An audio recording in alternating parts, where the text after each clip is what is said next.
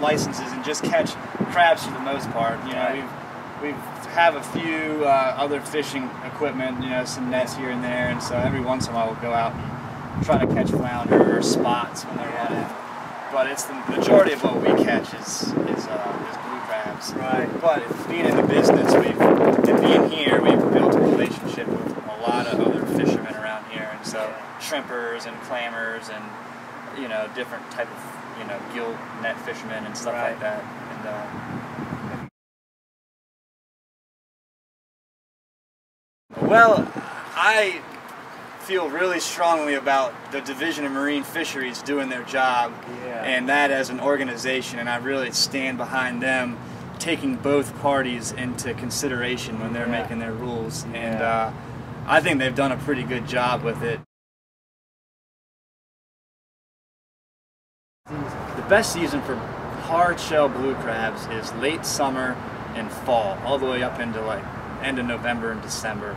Because that's when they've had the time to fill up, and especially the fall. I mean, after Labor Day, they're extremely good. And in the summertime, when the water's warmer, a lot of the crabs, they'll migrate into shallower, warmer waters, and that's where we catch some of the bigger crabs back deep. And then when it's the winter time, they'll migrate out to more higher salinity waters or deeper. I mean, it's all a science that crabbers kind of know, but not 100%.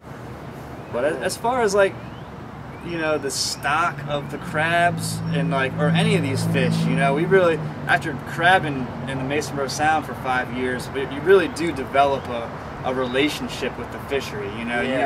You see them come back every year, you know, and it's like, it's a great resource, you know, and you can kind of see an idea of whether it's going up or down. And like right now they just finished shedding, and so they're out in big numbers right there. They're not as full of crabs, but we're seeing them fill the pots. I mean, there's plenty of crabs right now. I mean, we could crab, I mean, they're not the best crab, again, just because they're a little bit lighter right now, but again, in the fall, it's, you know, there's times of the year where, you know, I don't think the population of crabs is in harm by any means, you know, at least in North Carolina, you know, and even other fisheries like red drum, you know, we have times where it's, I mean, we see it in huge numbers, you know.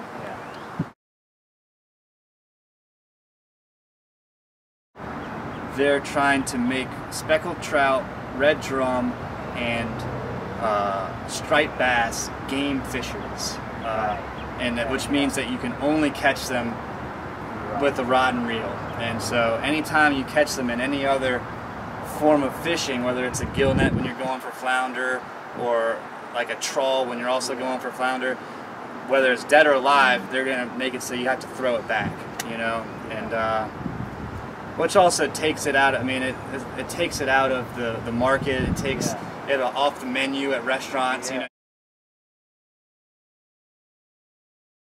The marine fisheries is doing their job, and it's not like the commercial sector is putting, the recreational sector actually puts more pressure on the fishery than the commercial side does. But the commercial side is getting all the flack, you know, and they're the ones that are getting all the, you know, you guys are destroying the resource, when it's really not true. The recreational guys are doing just as much damage, if not more, than, in my opinion, than the commercial guys.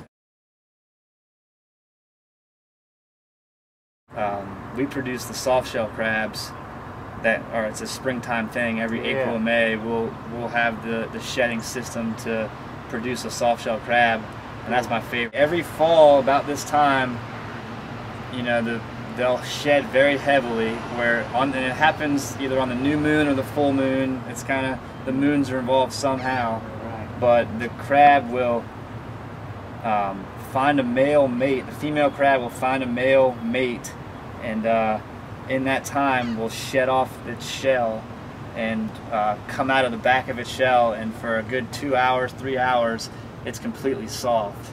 And that's when they mate, you know, the male will mate with the female, and that's when that happens. To fish, you know, you put the male crab in the pot, and it attracts all the females in there. You bring the female pre-molt crabs back to the tank. You let them be, and, you know, every 4 hours you go see which ones are actually coming out of their shell. And then you pull them. And then after they shed, you pull them. You have about 4 hours until they start hardening up. They've developed a new oyster called a triploid, which is, it just means that it doesn't spawn. So oysters in the summertime is when they spawn, and a lot of times that's when they're very weak oysters. They're not very meaty because all their energy is going to like releasing these eggs. And so after they've released the eggs, they've like used all of their energy and mass to do that, and they're just nothing. So what this is an oyster that doesn't do that, and so it's always just building meat on itself. And so even in the summertime when the wild oysters are spawning and not as nice, these are still like really nice fat oysters. And this, more than anything I can see, is sustainable. I mean, it's good for the economy, it's good for the water, it's good for the cost of the people, you know, it's a great product, it's good for the retailer, you know, and so in that respect, it's a great thing. Or at least around here, Topsail Sound, Stump Sound, Masonboro Sound, one benefit is the saltiness in the water. Everybody loves a salty oyster. But why the Stump Sound is different than everybody else, like, I don't know exactly. I asked everybody the same question, and the Topsail Sound also is a great place for oysters, especially if you like a more medium-sized oyster. So any oysters from one place to another, not any better or worse, they're just a little bit different. It's kind of like, I equate oysters to wine a lot of times. You know, you got the grapes from this hillside, and then you got the grapes from another hillside, and they're just a little bit different, you know. So one's not better than the other.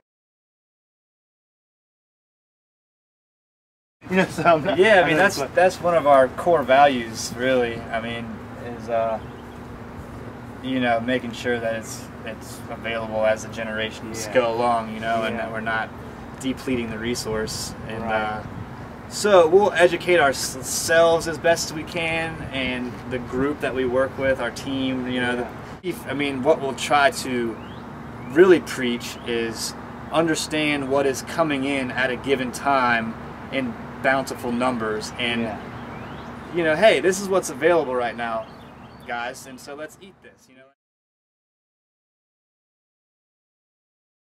We have a few just species that we absolutely love, you know, that are underutilized. I mean, just underappreciated, or not many people know about them. Like sheep's head is one that's very comparable to grouper. I mean, it's really comparable.